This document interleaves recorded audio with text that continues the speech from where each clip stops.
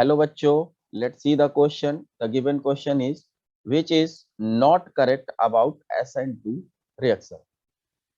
तो क्वेश्चन में हमसे ये कहा गया है कि SN2 रिएक्शन के लिए क्या सही नहीं है. ठीक है. Role of SN2 is faster in polar aprotic solvent. बिल्कुल बात सही है बच्चों. SN2 रिएक्शन जो होती है पोलर एप्रोटिक सॉल्वेंट्स जो होते हैं उसको फेवर करते हैं. ठीक है ना, आप लोगों ने पढ़ रखा होगा. Rate of SN2 is directly proportional to the nature of living group. बिल्कुल सही है. जितना जल्दी लिविंग ग्रुप हट जाएगा और उतनी ही जल्दी आपका जो है न्यूक्लियोफाइल आकर के अटैक कर पाएगा. तो इसीलिए ये बात जो है SN2 के लिए बिल्कुल सही लिखी है. Rate of SN2 inversely proportional to the steric hindrance present in the substrate.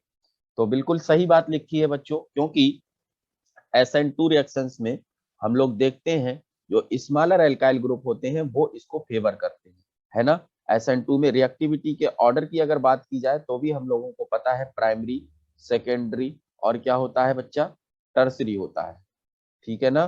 तो ये होता है हमारा रिएक्टिविटी का ऑर्डर. इसका मतलब ये बल्कि ग्रुप मतलब स्टेरिक हिंड्रेंस को क्या करता है, अपोज करता है. स्टेरिक हिंड्रेंस SN2 को फेवर नहीं करता बल्कि SN1 को फेवर करता है. तो इनवर्सली प्रोपोर्शनल का रिलेशन दिया गया है SN2 के लिए. बिल्कुल सही बात लिखी गई है.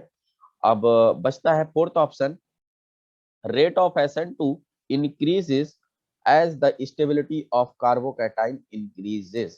बच्चों बिल्कुल गलत बात लिखी है, क्योंकि यहाँ पर लिखा है कार्बोकैटाइन की स्टेबिलिटी जैसे जैसे बढ़ेगी वैसे SN2 रिएक्शन की रेट बढ़ेगी. तो कार्बोकैटाइन SN2 में नहीं बल्कि बच्चों किसमें बनता है, SN1 में बनता है.